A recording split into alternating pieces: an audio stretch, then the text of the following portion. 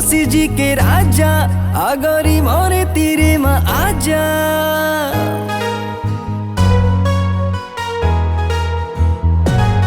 पूरा मैं होशी जी के राजा अगरी मोरे तीरे में आजा। चल घुमा तोला कार में, अरे कार में, अरे चांद वाला, अरे चांद वाला, अरे चांद वाला मुखड़ा लेके ना चलते बाजार में।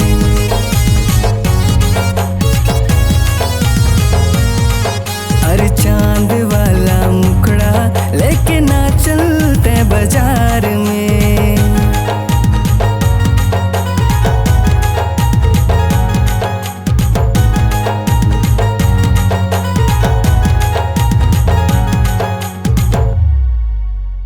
करतस्ते हाँ करे दीवाना सैलरी तोरे बता दे।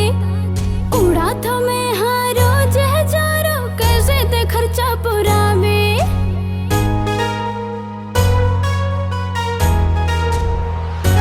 सुनना संडे के गोरी में हाँ इंस्टा में रील बना था। मंडे ले गोरी में हाँ फिल्म शूटिंग में जाता। सीजी के स्टार हाँ गोरी लाखों में मोर फॉलोवर है।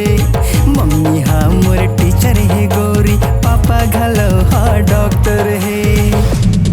नौलू चानो लफंगा नहीं पिए दारू नहीं पियो गांजा।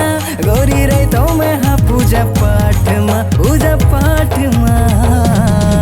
अरे चांद वाला, अरे चांद वाला, अरे चांद वाला मुखड़ा लेके चलूं मैं तेरे साथ में। अरे चांद वाला मुखड़ा लेके चलना मोरे साथ माँ। अरे चांद वाला मुखड़ा लेके चलूं मैं तेरे साथ में। अरे चांद वाला मुखड़ा लेके चलना मोरे कार माँ। अरे चांद वाला मुखड़ा लेके चलूं मैं तेरे साथ में। लेके चलना मोरे साथ माँ। अरे चलूं मैं तेरे साथ में। चलना चलना मोरे साथ माँ।